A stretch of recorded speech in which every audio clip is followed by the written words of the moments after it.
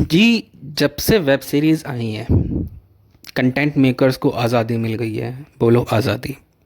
आज़ादी कई चीज़ की है मेरे ख्याल से। अगर जो एक फ्रस्ट्रेटेड फिल्म मेकर का दिमाग था, उसे सबसे बड़ी आज़ादी तो ये मिल गई है कि हमारे यहाँ स्मोकिंग, आप स्मोक का सीन नहीं दिखा सकते। यार, ये चीज़ समाज का इतना खुला हिस्सा है, आप इसे ही नहीं दिखा रहे, क्या मजाक है।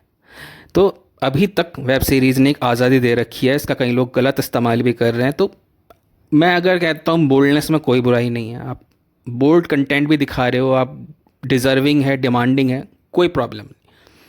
ऐसी बहुत सारी वेब सीरीज़ है जो डिज़र्व करती हैं, जिनके बोल्ड कंटेंट था और कहानी बेहतरीन थी।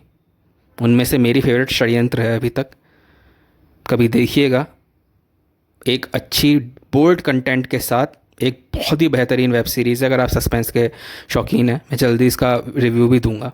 ऐसे तो काफ़ी पुरानी वेब सीरीज़ हो गई है।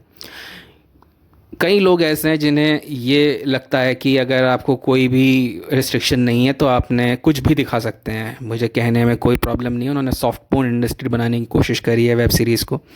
आर्ट बालाजी का नाम बहुत इज्जत से इस कैटेगरी में लिया जा सकता है।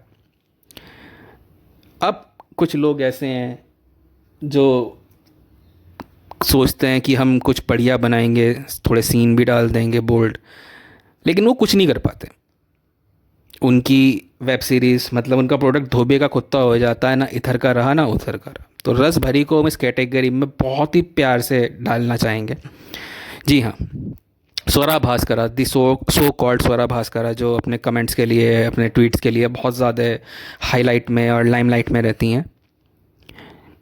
मैं उनका एक टाइम तक फ़ैन था। मैं कभी भी किसी की एक्टिंग स्किल्स या किसी के प्रोडक्ट को उसके कमेंट्स पे जज नहीं करता। अगर उसका विचार अलग हैं तो मुझे ज़रूरी नहीं कि मैं उसके काम को नज़रअंदाज कर दूं। मुझे उसके अगर विचार पसंद नहीं है, मुझे उसका काम अच्छा लगा तो मैं काम देखूंगा। क्योंकि एक वेब सीरीज़ या किसी का कुछ भी प्रोडक्ट, कोई वेब सीरीज़ हो, मूवी हो, खाली एक एक्टर की नहीं है कि आपको उस एक्टर की बात पसंद नहीं आई तो आप लगे हैं। जैसे फॉर एग्जांपल, अगर आपको दीपिका पादुकोण का JNU में जाना अच्छा नहीं लगा तो आप छपाक बैन कर दें, ऐसा नहीं है।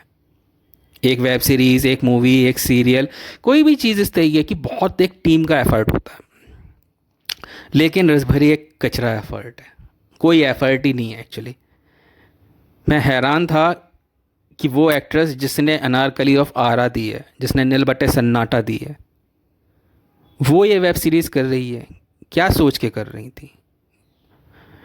मतलब अगर ठग्स ऑफ हिंदुस्तान के बाद देखा जाए तो ये सबसे बड़ा झटका है। जैसे ठग्स ऑफ हिंदुस्तान में देख के लगा था कि आमिर खान जी ने ये मूवी क्यों करी, उसी तरह रसभरी में मैं स्वरा भास्कर को देख के हैरान हो गया। कहानी कुछ है ही नहीं। मेरठ की एक कहानी है। मुझे ये वेब सीरीज़ नहीं देखनी थी, लेकिन क्योंकि ये वेब सीरीज़ मेरठ की है तो मैं वेब सीरीज़ देखने में मजबूर हुआ कि क्या दिखाना चाहते हैं, ये मेरठ में क्या हो रहा है। तो पहला ही पॉइंट पकड़ के चलें तो कहानी इसमें कुछ है ही नहीं।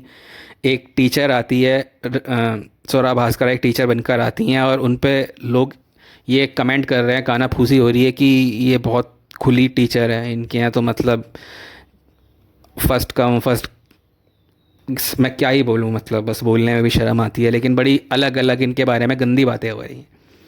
तो एक उनकी ही क्लास में पढ़ने वाला लड़का जो ये कमेंट मारता है कि ये मेरे बच्चों की माँ बनेगी, ये टीचर के ऊपर कमेंट है। खैर, मैं मना नहीं कर रहा, होता है मेरठ में भी इस तरीके से होता होगा और बड़े शहरों में भी होता है, ऐसी कोई बात नहीं है। आप इंग्लिश में बोल रहे हैं तो ठीक है, फैंटेसी होती है, एक टीचर पहला क्रश होता ही है।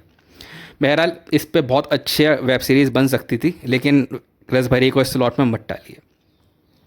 बहरहाल, वो बच्चा उनसे ट्यूशन लगाता है। उस ट्यूशन, उसकी एक गर्लफ्रेंड भी है। गर्लफ्रेंड क्या, फ्रेंड है, गर्लफ्रेंड है। पहले वो बहन थी, ये भी एक महान बात बता दूं कि पहले वो राखी सिस्टर थी, फिर उसे गर्लफ्रेंड बनाने की कोशिश हुई, फिर वो बेस्ट फ्रेंड बन रही है। पता नहीं, जितनी ये कन्फ्यूजिंग लग रही है वो वेब सीरीज़ भी उतनी ही कन्फ्यूजिंग है। इसे किस मुद्दे पे ले जा रहे थे, फिर पता चला कि मैडम के अंदर भूत आता है। अब ये भूत था, वो पागल थी, वो जानबूझ के कर रही थी। ये इन सवालों का कोई जवाब ही नहीं दिया इस वेब सीरीज़ में। पता नहीं क्या सोचना चाह रहे थे। अगर आप ये सोचना चाहेंगे इसमें कुछ सीन है, तो ऐसे कोई सीन भी नहीं है, इतनी कोई बोल्डनेस भी नहीं है। हाँ, ऑल्ट बालाजी देख लीजिए, उनके बहुत सारे वेब सीरीज़ हैं। उल्लू एक ऐप आती है, उसकी बहुत सारी वेब सीरीज़ हैं, उसमें इससे अच्छा बोर्ड कंटेंट मिलता है और कहानी भी उससे अच्छी होती है।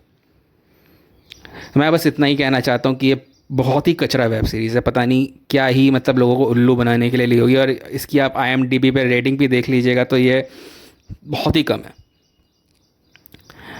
मेरठ, अगर आप मेरठ की बात करें तो ऐसा कुछ मेरठ में नहीं होता। कुछ बातें होती हैं, मैं उनसे मना नहीं कर रहा, गाली दी जाती है, पर ऐसी हरकतें नहीं होती।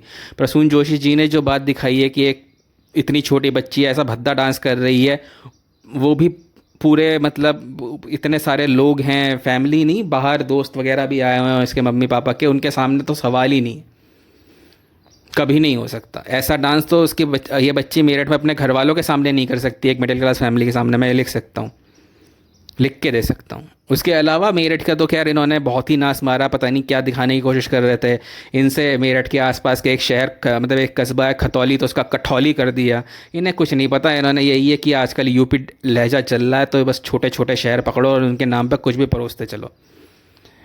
ये क्या दिखाएंगे, इन्होंने मेरठ में सी बीच दिखा दिया। मेरठ में समुद्री किनारा है, पता नहीं नदी थी क्या था, कुछ भी नहीं है ऐसा मेरठ में, तो इसलिए क्या ही बोलूँ। बहरहाल बहुत ही बकवास वेब सीरीज़ है, इसे बिल्कुल मत देखिए, आपके बहुत ज़्यादा समय बर्बाद हो जाएगा। कुछ बोल्डनेस देखना चाहते हैं तो आर्ट बालाजी देखिए, स्वरा भास्करा के फ़ैन है तो एक बार दोबारा अनारकली ऑफ आरा देख लीजिए, दिल बटे सन्नाटा देख लीजिए, मछली जल की रानी है देख लीजिए, आपने नाम नहीं सुना होगा, पर इससे दूर रहिए।